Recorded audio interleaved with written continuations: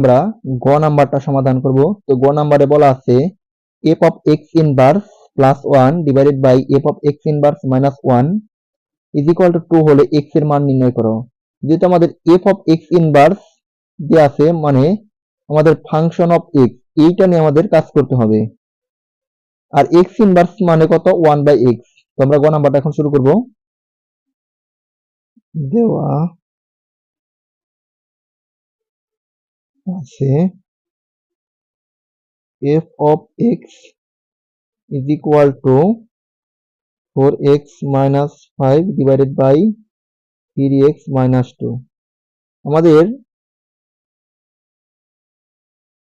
দেওয়া আছে f of x inverse plus 1 divided by f of x inverse minus 1। তার মানে এখান থেকে আমাদের f of x inverse বের করতে হবে। সুতরাং f of x inverse is equal to, অর্থাৎ যেখানে x আছে x এর পরিবর্তে আমরা কত ব্যবহার করব? x inverse. তো 4 আছে 4, x এর পরিবর্তে আমরা x ইনভার্স ব্যবহার করব, minus 5 divided by 3 into x এর পরিবর্তে ব্যবহার করব x ইনভার্স মাইনাস 2। এখন x ইনভার্স মানে কত? 1 বাই x। কিন্তু এই 4 তো আবার এই উপরে যে 1 আছে তার সাথে কি হবে? গুণ, মানে যে 1 বাই x হয়, আমি একটু ফাঁকি লিখে বোঝাই আর কি। x ইনভার্স মানে 1 বাই x। এখন এখানে তো আবার 4 গুণে আছে, তো এই 4 এর সাথে 1 এর আবার কি হবে? গুণ। তার মানে 4 এবং 1 গুণ দিলে হয় 4, আর নিচে x ছিল x মাইনাস 5।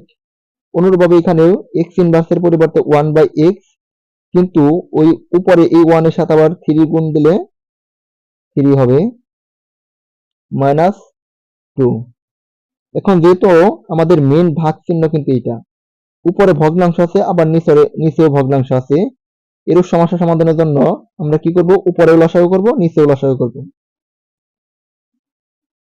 এখন x এবং নিচে 5 এর নিচে কত আছে? 1, x এবং 1 এর লসাগু হবে x। এখন x কে যদি এই x দ্বারা ভাগ করি তাহলে কত হয়? 1। 1 কার সাথে গুণ হবে? 4 এর সাথে। তো 4 এর সাথে 1 গুণ দিলে 4 মাইনাস, আবার যেহেতু নিচে 1 আছে, 1 থাকলে আমরা কি করব? যে লসাগুটা পেলাম তার সাথে ওই সংখ্যাটার গুণ দিয়ে দেব। তো x এর সাথে 5 গুণ দিলে কত হয়? 5x। অনুরূপভাবে নিচেও আমরা কি করব? লসাগু x এবং নিচে কত আছে? 1, x এবং 1 এর লসাগু হয় x। এখন এই লসাগুকে যদি x দ্বারা ভাগ করি, মানে x কে x দ্বারা ভাগ করলে কত হয়? 1। 1 এর সাথে আবার 3 গুণ দিলে হয় 3 মাইনাস, আবার এই x এর সাথে এই 2 গুণ দেব, যেহেতু নিচে 1 আছে, 1 থাকলে আমরা লসাগুর সাথে যে সংখ্যাটা আছে ওটা গুণ দেব। তো 2 এবং x গুণ দিলে হয় 2x। এখন আমাদের মেইন ভাগ চিহ্ন কিন্তু এইটা, কিন্তু উপরে ভগ্নাংশ আছে আবার নিচে ভগ্নাংশ আছে। তো এরকম যদি জটিল ভগ্নাংশ থাকে আমরা কি করব?